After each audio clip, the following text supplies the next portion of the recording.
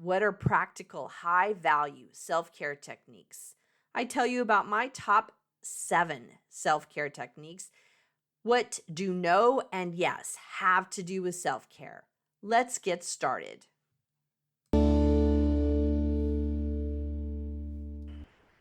Let's dig into the idea of holiday self care and how we can move into thriving. We talked before about holiday survival skills. And I think that bodes the question of, if we're going to survive, then how do we move into thriving? How do we move into that kind of next level up of how do we thrive?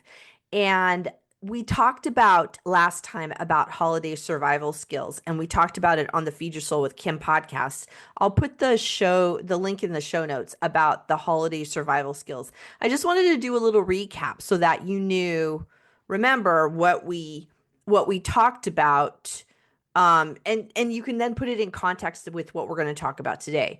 So some of the things we talked about focusing on were how to take care of your body, how to use nourishing food, and knowing that there's special food this time of year, and how are we moving out of restriction and into embracing the food and embracing what we need, and then releasing the things that don't fit for us. In food, it works just the same way. How are we intuitively eating what is our right food? And special foods can be part of that right food. And special foods are all the things that are really indicative of the holiday and of your special meals and items that really come around just about once a year. The other things I think of when we think about your body is physical activities. What kind of physical activities can you engage in? That those are really a foundation of how to thrive, how to survive, and then how to thrive. The other thing you want to do is look at sleep. What does sleep have to do with anything? How is sleep about survival? It really is a foundation that will help you survive this time of year. The other thing we talked about is methods for emotional and mental wellness by acknowledging feelings, setting boundaries, and turning to trusted people to help you cope. And the trusted people I talked about were people that are in a position that they have special training. And I think about therapists and counselors that are licensed in your area that really can help you move through what's going on for you this holiday season, when your emotions and thoughts might be overwhelming to you and it might be just too much for you to try and figure out on your own. Another survival skill is evaluating your stress management and how you're managing stress through the lens of the schedule. Are you putting too many things on your schedule? Are you overloaded? And then prioritizing self-care about what you're going to do to take care of yourself. And that's a lot about what we're going to talk about more in depth today. And I encourage everybody to survive the holidays is to make a holiday bucket list with what are the things you want to do over the holidays to take care of yourself. It is a list of places to go, things to do, people to see, how you want to be, and that is on your bucket list for what you'd like to do this holiday. I find that if we don't put it in the calendar, it doesn't get done. If we don't acknowledge this is what we want, it doesn't get done. So really, survival is about being organized, and that is what this idea is about. The last thing about survival is your family and social dynamics, and really imagining a really peaceful time. And once again, we're going to talk about that part today in our talk about self-care. But this requires, when we look at our family and social dynamics, is what are your boundaries? What are you going to do and not do? What are the coping skills you need to use? And what are your ideas for communication skills? We talked specifically about how to use some really foundational communication skills.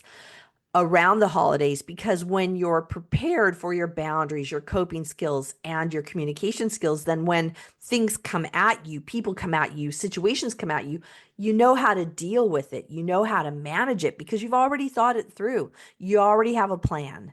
So those are four ways to have your survival skills. And when when I thought about that, I thought really what people I'm talking to are asking about is wanting to have a holiday season that really fits for them. And I had this idea of imagining a holiday where you feel at calm, you feel centered, you feel connected to your purpose, you feel peace. And that made me think about the idea that we really need to engage in self care, really good self care that will help us get to that point of being calm and centered and connected and peaceful. And it takes some work. Really, it's kind of like we have to do something to make this happen. And what I notice is we tend to push away our own needs. Most especially women will do that, is we push away our own needs. I don't need to take care of myself. It's okay. I can manage. I'll be fine. And I don't think that's good enough. I don't think that's okay. I want to encourage you to imagine what your needs are. That's why I made the holiday bucket list years ago, is I wanted my needs to come first, and I needed to recognize what my needs are in order to make them come first, because I was disconnected from what I really wanted for myself. When we move into stress management, the first thing, or I'm sorry, when we move into thriving with our self care, I think we have to look at what our stress management is, get more in depth about it. And here's some things that I've been doing to really focus on keeping my stress level down, keeping my anxiety down. And I focus on what brings me peace. I actually ask myself, what would bring me peace? What would bring me peace? And I'm also focused on how I can get quieter. I notice that when my mind is quiet, I listen more to my soul. I listen to what my needs are. I listen to what my inner self tells me. And when we're in this holiday season, the noise is loud. We're rushing around. There's lots of energy. There's lots of things. There's being pulled in a lot of places. And I want to counter that with quiet. I'm getting tasks done. I'm actually making a decision to be quiet. Being quiet requires some intentionality on my part, and it requires commitment on my part because I tend to get distracted. I think, like we all do, I tend to get distracted. I tend to get anxious. I tend to think about what is the next thing I need to do rather than sitting and just taking a deep breath and sitting in the quiet. I tend to think that I need to be in action. So even if I'm quiet, what can I do to do my next right thing? What's the thing I need to get done? Even in the quiet, I am taking that time to embrace that quiet and really encouraging it. One of the things I do is I have a couple of places in the house where I go for quiet. And there's a room that is generally not used very much that I go to sit, and I'll read in there. I might do some meditation. There's also a place that I regularly sit to do my meditation and do my inner work. And I found that it's interesting because first, these places tend to be more quiet than others. And I find that just sitting in the same spot really centers me to go, okay, this is a spot where I get quiet. In this seat, I get quiet. And it actually helps me sink into being more quiet by having this place that I've identified that I go sit to get quiet. And that's something I invite you to think about, is where could you go to get quiet? That room, that spot, that place. And it can be an opportunity to ease into that quiet that I'm saying I'm trying to invite in, and I have to actively do it. So I encourage you to actively look at how you can get more quiet. I also have been focused on my calendar and making sure that there is blank spots, blank spots where there's nothing in it to fill up the time, and really embracing more space in my calendar and not having everything back to back to back. I tend to um, have a lot of activities that run back to back to back, and I find I'm rushing from place to place to place, meeting to meeting, person to person, thing to thing, and it really takes me out of that center spot, and it increases. I set up my schedule and I then make myself stressed by how I've set up my schedule. What I know is being a business owner that I can make my schedule and I can tend to make it very packed. And that's just not good for me. It's not emotionally healthy for me to do that. So I have been putting blank spaces in my calendar.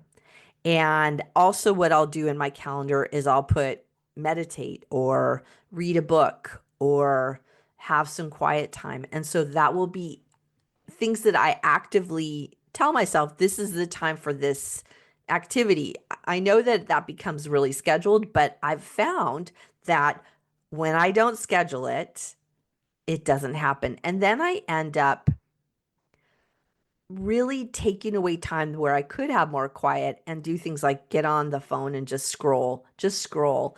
And that is not a quiet activity that centers my body. And I'm going to challenge you that if you think that that is a quiet activity that centers your body, you're wrong. And really becoming quiet and being inner focused is that way to get more of that calm space inside of yourself. Another thing I think of when I think of holiday self-care is to do something that I call high value activities. High value activities. And I don't think getting a pedicure is a high value activity. It's fun, it's nice, it's interesting. I love the way it looks. And it's not high value self care. For me, high value self care really feeds my soul. It really nurtures myself and it has a long lasting effect. So, this is that moment to start considering what are high value self care activities and start doing more of those. I wanted to give you some ideas. Like these are my high value self care activities. One is sleep. Get plenty of sleep. Get good sleep. I have been focused on that for quite a while. Is how can I sleep through the night? What do I need to do? What kind of supplements work for me, and what are the things that my body needs in order to get that sleep. I Some of the things I do I found is I use one of those eye masks, the blackout eye masks, so that I don't there's no light coming in my eyes. I can't sleep without it anymore because I need that black. It's helped immensely with my sleep. The other thing I sleep with is earplugs. If my husband's home, I put earplugs in. If he's not home, I put earplugs in. It really helps me not having any kind of noise around me. And those for me are some sleeping techniques, some sleep hygiene, we call it, that work really well. Identify what yours is. How might you get more and better sleep? Another thing I use for my high value self care skills is journaling. I love my journal. It's down below me. I write in it daily. I write what's going on. I write how I'm feeling. I write affirmations. I write what I'm thinking about. I write what I need to let go of. It really is something, and journaling, I actually go in that quiet spot and I sit pretty much in the same seat every day when I do my journaling. And it really, I know that when I sit in this seat and I've got my journal in front of me, that's what I'm going to do. And that is the activity that I'm engaging in. So consider journaling as a high value self care technique. Another high value self care technique that I have been doing more this year than ever is I've been reading books. I have been reading novels. I've been reading stories. Before, what I would do is I would always read self-help books. I would read business books. I would read all the things that are about being better. And what I realized this year is reading a novel just for a novel's sake, to have that quiet activity has been very valuable to me. I have two book clubs I'm in. One book club we've been together, my gosh, over 20 years. We have been getting together every month and we read some chapters in a book and then we talk about it. And we focus more on spiritual topics and we really encourage each other to go that deep spiritual realm. And that reading really feeds my soul. I also found in this last year and a half, there's another book club I've been a part of where we read one book a month and it's a novel, it's a story. And what we do is somebody recommends a book that they've read that they really like, and then we all vote on which book we're going to read that month. And then we chit chat about it when we meet together.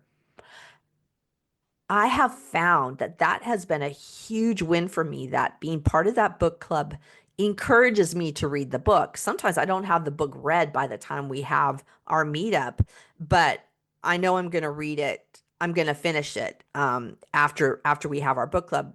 What I find interesting is that they encourage me to read things that are well out of any book or subject I would ever read, and I have enjoyed every single one. There's not been a book that has been recommended in that book club that we've read that I haven't loved. And I've found that really interesting, that being a part of that book club has really encouraged me to read more and read some things that really help me be quiet and help me go inside and engage in more of that creative mode through the story lens. So that's one thing I've been doing. Another thing I've been doing is daily meditation. And this is another area where it's about getting quiet, it's about reconnecting with myself. And I use different apps. I use some bilateral sounds now I've been using, and I love it. And it's my time to get quiet. Once again, I sit generally in the same spot and I do my deep breathing, I do some meditation, and I just get connected with myself. That really helps me with my quiet time and to be more quiet, because I come away, the high value with the meditation is that I come away feeling better. I come away feeling refreshed, peaceful, calm, all the things. And also my brain works better. I come up with better ideas after I do that. So it has such a long lasting, well rounded effect that it's something that I do most daily on a daily basis. I went to the dentist this morning and I always use the dentist as a time for meditation. I lay there, I close my eyes, and I just focus on breathing in and out as they clean my teeth. And so that's another place I get a long meditation in, by just going to the dentist and practicing that there. Another high value self-care skill that I use is yoga. I talk about this a lot. I love yoga. I love the way it makes me feel. It does make me quieter. It makes me in the positions I will focus in on my body and in on my muscles and on my breathing, and are my thoughts taking me away from being in the present moment. And I have really excellent yoga instructors who really ask us to come back to the breath, ask us to focus on our foot, focus on being in the moment. And I love it because it makes me feel better. It has high value as a self-care technique. Another one that's been high value for me is hiking. And I'm surprised that that's what I would put, because I never thought of hiking in this way, but it's been a high value self-care skill. My husband and I have been going on regular hikes. We have some plans for some bigger hikes that we're preparing for. And going on hikes has been really good for our connection together. Also, to have memories of going to these various places and experiencing, taking our bodies, or at least I take my body out of its comfort level, because we're going straight up hills and down hills and through waterways. It's a lot. And we go long distances, or long enough to where I feel it afterwards. It is, for me, the hiking is about being out in nature, being with my husband, but also it's about my body going to work in a different way than what I normally have during the day. I'm going up and going down and going around, and I don't normally have that experience in my day-to-day life. So it really takes me out of my comfort zone, my physical comfort zone. And I have really liked that. I work with people with eating issues and eating disorders, and one of the hardest pieces when we have a history of eating issues is your physical movement. And I found that with all my clients. And we often don't want to be in physical movement because of lots of different reasons from our past. So for me, hiking as a self-care, a high value self-care technique has really been something I've moved into, and I embrace it now because I know it gives me mind, body, spirit. It gives me what I need. The last thing I think of in terms I thought of to bring up in terms of a high value self-care technique that lasts a long time is re-energizing time with family and friends. Re-energizing time. So this is time where it's fun, energetic. It feels good. It feels centered. I went out with girlfriends in from my book club yesterday. The one we've known each other for 20 years and have met every month for 20 years, like a long time. We have a annual Christmas luncheon where we meet, and we've done it for years. And I was thinking about how re-energizing that is for me to have these special friends from a long time ago that really enlivens me, and it's high value self-care. So when you visit with family and friends, is it high value? And does it really re-energize you for the next thing you have to do? And I just challenge you to start embracing more of that in your life. Moving off of the high value self-care, I wanted to bring up an idea that came to me when we talk about how we're going to have a holiday that is full of self-care and thriving is thinking about how and when will you say no? What will you say no to? Because no is a form of self-care. No, I'm not going to do that. No, that doesn't work for me. No, not today. As women, we tend to get stuck in saying yes and do all the things we're asked to do. And we say yes and yes and yes, especially over the holidays, because I think we kind of embrace this idea that we need to make the holidays magical for everybody, especially we have to make it magical for kids. And that can be at the expense of ourselves. And I want you to wonder, what do you need to say no to? Because when you're saying yes to self-care, there has to be a no to other things. So I was thinking back on what are some things people have been telling me they're saying no to. And I've heard of people have been telling me they're saying no to holiday cards this year. Nope, I'm not making holiday cards. I'm not sending holiday cards. It's too much time and energy. It doesn't have a high value to me. Another no would be no to homemade gingerbread houses. All the time and effort. No, we're going to buy the template or buy the ones where you just have to put the icing on it. And we're going to do that, or we're not going to do any at all. So the no to the things that don't work. No to shopping for all the people. No to buying so many items where you go into debt, or no to buying everything for everybody else, but really sharing the list with family members and have them take care of some of the shopping. So where is the no? No to making last minute food. No, oh, no, I'm not going to do that. I'm not going to run around making food when it wasn't planned in advance, or we'll buy food that's already made, right? Buy it from the store that's already made. So those are the no's. And what I think of when we say a no is, what's the corresponding yes? Where am I going to start saying yes to? What are yeses for me? And I was thinking of my yes list. I'm saying yes to sleeping more, which includes taking a nap. I'm saying yes to reading more, at least one book over the holiday. I'm saying yes to watching holiday movies that are on my list. I watched two last night. I really enjoyed the heck out of it. Um, I'm going to say yes to holiday shopping that fits for me in places that I want to go. And I'm going to do it with less stress and less effort.